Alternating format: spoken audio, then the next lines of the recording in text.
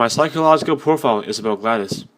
She is an artificial intelligence supercomputer who is responsible for imprisoning human subjects and forcing them into a life of internal testing. Before we jump into the analysis, here's some background information. In the game Portal, the player finds herself in a facility and hears a computerized voice telling her she must complete seemingly impossible tests. However, she is given a portal gun. The portal gun can create two portals onto surfaces which link locations in space. This mechanic creates some very creative ways to exploit physics and complete the tests. At the end of the game, the player discovers the voice turns out to be a giant supercomputer who calls herself Gladys. Gladys is the one who controls the entire facility and tries to kill you multiple times. I chose Gladys from her profile because she has a very interesting and unique personality. At first glance, she is just a regular evil villain of the game, but as the game progresses, the player finds out the secrets of her past. Although she is constantly insulting the player and trying to kill her, the insults are actually quite funny, and the player eventually makes a personal connection with her throughout the game. Gladys' behavior is somewhat contradictory. Although she refers to the player as a valuable test subject, her behavior shows that she has no problem surrounding her with various dangerous objects, such as turrets, aerial faceplates, deadly lasers, spike plates, explosives, pools of goo, pitfalls, and neurotoxin. She also takes pleasure in insulting your only friend, the Companion Cube. The Companion Cube is an inanimate object which accompanies you through a few levels in the game. Although it cannot speak or do anything, it is the closest thing to a friend you have during the first game. Oh, did I accidentally fizzle that before you could complete the test? I'm sorry. Go ahead and grab another one. Oh, no. I fizzled that one too. Oh well. We have warehouses full of the things. Absolutely worthless. I'm happy to get rid of them. Gladys also believes that computers are far superior to humans and constantly reminds the player that she is worthless. Remember before when I was talking about smelly garbage standing around being useless? That was a metaphor. I was actually talking about you. And I'm sorry. You didn't react at the time, so I was worried it sailed right over your head, which would have made this apology seem insane. That's why I had to call you garbage a second time just now. We can analyze her behavior using the psychoanalytic perspective. Gladys makes most of her decisions using her superego, always trying to find the smartest and most efficient solution. This explains why she believes humans are like disposable objects, since treating them like such will generate the most data with the lowest cost. For this next test, the humans originally requested helmets to avoid brain injuries. I ran the numbers. Making the goo deadly was more cost-effective. During the second game, the player meets a character called Wheatley, who, despite being an idiot, helps the player in escaping the facility. In an attempt to defeat Gladys, the player helps Wheatley take over Gladys. However, when the player puts Wheatley in charge of the facility, this happens. Let me tell you, I knew it was going to be cool to be in charge of everything. But, wow, this is cool. And check this out, I'm a bloody genius now. Estás usando este software de traducción de forma incorrecta. Por favor, consulte el manual. I don't even know what I just said, but I can find out. Oh, sorry, no, the lift, yes, sorry, I keep forgetting. This body's amazing, seriously. I can't get over how small you are, but I'm huge.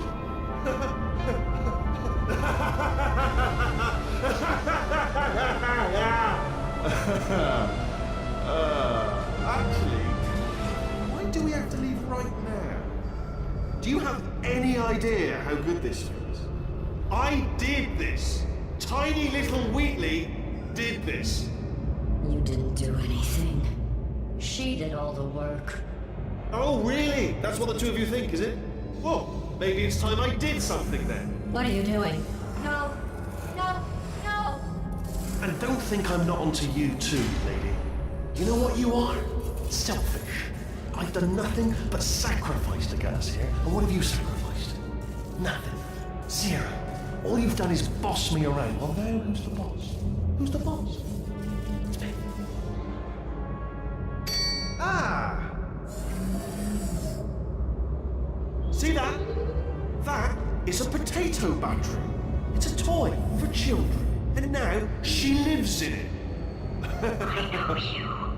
Sorry, what? The engineers tried everything to make me behave, to slow me down. Once, they even attached an intelligence dampening sphere on me. It clung to my brain like a tumor, generating an endless stream of terrible ideas. No, not listening, not listening. It was your voice. No, you're lying, you're lying. You're the tumor. You're not just a regular moron.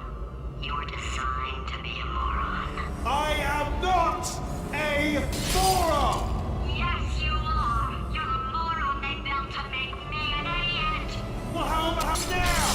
Now who's a moron? Could a moron hunt you into this pit? Huh? Could a moron do that? No.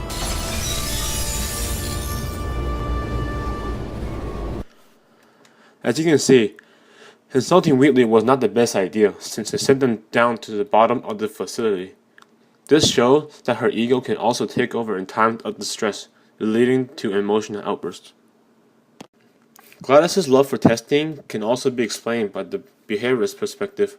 After Wheatley takes over her body, it is revealed that Gladys was being rewarded by a testing euphoria, which is like a high every time the player completes a test. You have no idea what it's like in this body. I have to test all the time, or I get this itch. You know, it must be hardwired into the system or something. Oh, but I tell you, when I do test, oh man alive, nothing feels better. It's just, that's why I've got to test. That's why I've got to test. So you're gonna test, and I'm gonna watch, and everything is gonna be just. Warning. Core overheating. Nuclear meltdown imminent. I think we're in trouble. It's almost like an addictive drug, and without it, the withdrawal symptom begins to show. This itch is causing Gladys to test using operant conditioning, rewarding her when she tests and punishing her when she doesn't. By using the fight trait theory, we can take a look at Gladys's personality. Gladys is pretty high in extroversion. Although she only talks to a very few people, such as the player and Wheatley, she is not afraid to express her emotions and her honest opinions, even if they're insulting. That jumpsuit you're wearing looks stupid. That's not me talking. It's right here in your file.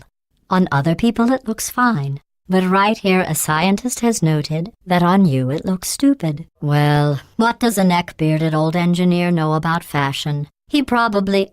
Oh, wait. It's a she. Still, what does she know? Oh wait, it says she has a medical degree. In fashion. From France. Gladys is the complete opposite of agreeable. She is always misleading the player and constantly trying to get her killed. The player quickly learns to always take what she says with a grain of salt. I'm going through the list of test subjects in cryogenic storage. I managed to find 2 with your last name. A man and a woman. So that's interesting. It's a small world. I have a surprise waiting for you after this next test. Telling you would spoil the surprise, so I'll just give you a hint. It involves meeting 2 people you haven't seen in a long time. Initiating surprise in 3, 2, 1. I made it all up. Surprise. Oh, come on. If it makes you feel any better, they abandoned you at birth. So I very seriously doubt they'd even want to see you.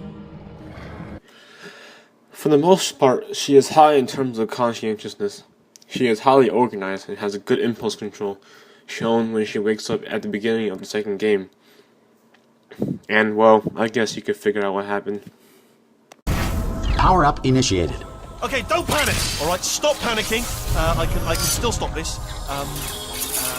Oh, there's a password. Okay, it's fine. I'll just hack it. Not a problem. C.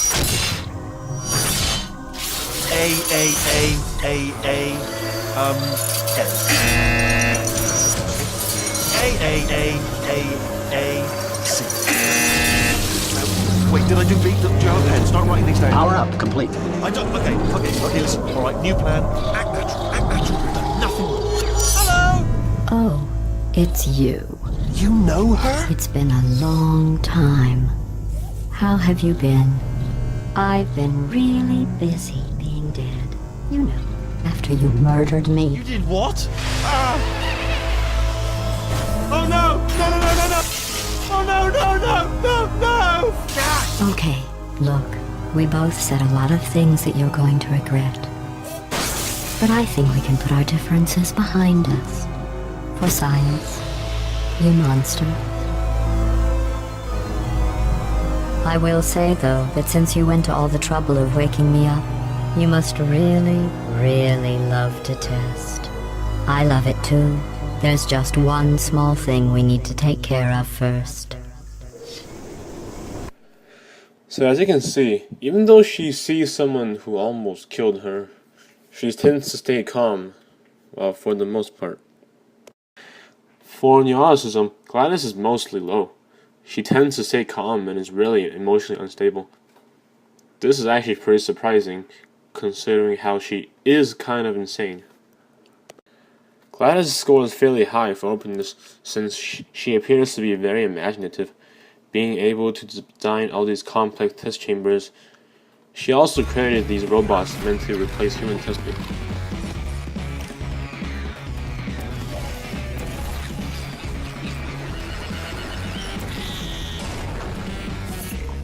Most of the time, when Gladys interacts with the player, she is always insulting her in a passive-aggressive way, so the player never forgets how much she hates her.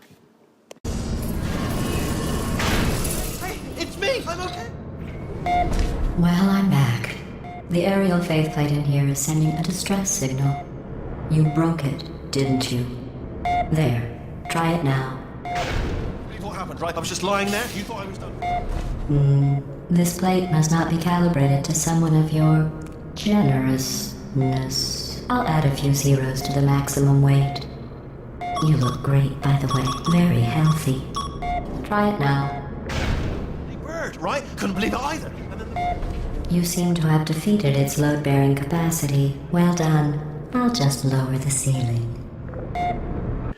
However, the way Gladys interacts with the player begins to change by the end of the second game, when Gladys turns into a potato and is forced to explore the depths of the facility alongside the player. Gladys eventually begins to show kindness and tries to help the player. This can be explained by the mere exposure effect, which states people become closer to others because they're constantly around. Did you feel that? That idiot doesn't know what he's doing up there. This whole place is going to explode in a few hours if somebody doesn't disconnect him. I can't move, and unless you're planning to saw your own head off and wedge it into my old body, you're going to need me to replace him. We're at an impasse. So what do you say? You carry me up to him and put me back into my body, and I stop us from blowing up and let you go. Being the omnipotent supercomputer that controls the entire testing facility, she clearly shows signs of narcissism. Narcissistic personality disorder is characterized by expecting to be recognized as superior and special, lacking the ability to emphasize with the feelings or desires of others, and be arrogant in attitude and behavior.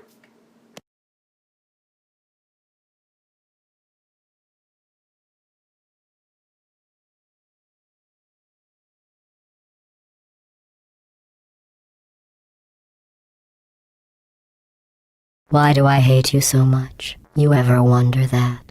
I'm brilliant. I'm not bragging. It's an objective fact. I'm the most massive collection of wisdom that's ever existed. And I hate you. It can't be for no reason. You must deserve it. Gladys also shows a strong prominence of the just world phenomenon. She believes that humans deserve to be ruled by more intelligent computers. Gladys also has the dissociative identity disorder. When Gladys was created, personality cores were installed in her to mimic the personalities of a human. When a core is added or removed, it can change her personality immediately.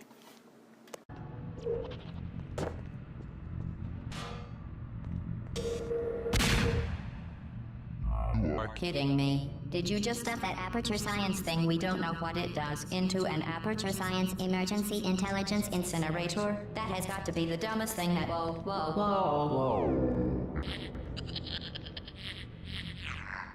Good news. I figured out what that thing you just incinerated did. It was a morality core they installed after I flooded the enrichment center with a deadly neurotoxin to make me stop flooding the enrichment center with a deadly neurotoxin. So get comfortable while I warm up the neurotoxin emitters.